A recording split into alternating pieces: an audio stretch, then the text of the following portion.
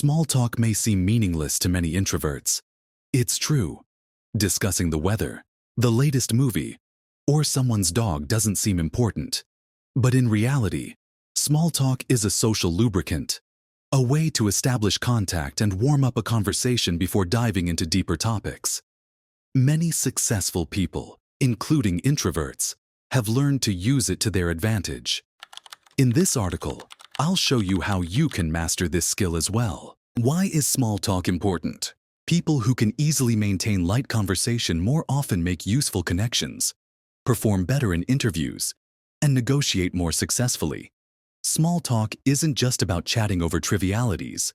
It's a skill that helps build relationships. Example, Bill Gates is one of the most famous introverts. However, when he communicates at conferences, meetings, or interviews, he uses small talk to put people at ease. He doesn't jump straight into complex topics. He first creates a comfortable atmosphere. Step 1. Change your attitude towards small talk. If you think that light conversation is a waste of time, try looking at it differently. It's not just conversation, but a tool for building trust. It's a way to transition to deeper topics. It's an exercise to practice communication skills. Example, recall the last time you started a conversation with a stranger and it led to something useful. Perhaps you met a new friend or learned something interesting. Step 2. Use simple, yet effective phrases to start a conversation. You don't have to be super witty or come up with unique questions. It's enough to use neutral topics. Is this your first time at this event? How do you know the name of a mutual acquaintance? What has been your most interesting project this year? If you're afraid of awkward pauses, keep a few universal topics in mind. Travel. Which place has impressed you the most? Work. How did you get started in this field? Hobbies. What do you like to do in your free time? Example, Elon Musk doesn't like small talk, but when he needs to keep a conversation going, he asks people questions about space, technology, or books. This allows him to find common ground even with those he's meeting for the first time. Step 3. Listen more. Speak less. It's harder for introverts to speak, but they are generally good listeners. Use this to your advantage. Active listening. Nod. Ask clarifying questions. Repeat key points. Use the echo technique. Person. I recently went to Paris. You. Oh, Paris. How was the atmosphere of the city? Ask open-ended questions. Instead of, do you like reading? Ask, which books did you especially enjoy? Example, Oprah Winfrey is a master of small talk. She knows how to listen and ask questions so that people begin to share personal stories. This helps her build sincere and in-depth conversations. Step 4. Avoid taboo topics. Some topics can make a conversation awkward or lead to arguments. It's better to avoid politics, religion, personal finances, gossip, and judgment. Instead, discuss what unites you.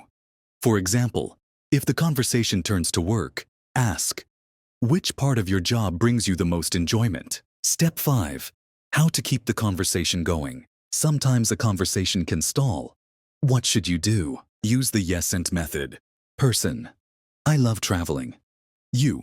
Yes, travel brings so many new experiences. Which place impressed you the most? Replace one-word answers with more detailed ones. Question. How was your weekend? Bad answer. Okay. Good answer. I finally finished reading an interesting book and caught up with old friends. Let your conversation partner talk about themselves. People like talking about themselves. If you don't know what to say, just ask them to tell you more. Example, Mark Zuckerberg felt insecure during his first public appearances, but he learned to ask more questions so that people would have the opportunity to speak. Step 6.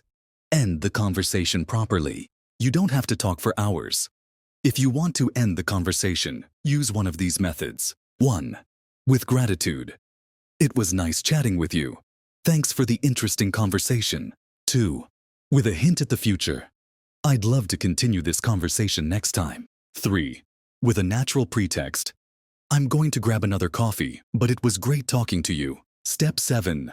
Practice in a safe environment. If it's difficult for you to talk to strangers, start small. Chat with the barista at a cafe. Talk with your coworkers. Start brief conversations with neighbors. Every time you overcome discomfort, it becomes easier. Example, Warren Buffett was incredibly shy in his youth, but he forced himself to attend communication courses and talk to strangers every day. Now, millions of people watch his speeches. Conclusion: small talk is not a skill for the chosen few. It's a tool that anyone can master. If you're an introvert, use your strengths. Listen, ask questions, find points of connection. The more you practice, the easier it gets. Brief guide: change your attitude. Small talk is needed to connect with people. Use simple phrases to start a conversation. Listen more than you speak. Avoid controversial topics. Keep the conversation going with questions and clarifications. End the conversation naturally. Practice daily. Even if you hate small talk now, over time it will become a useful and even pleasant tool for you.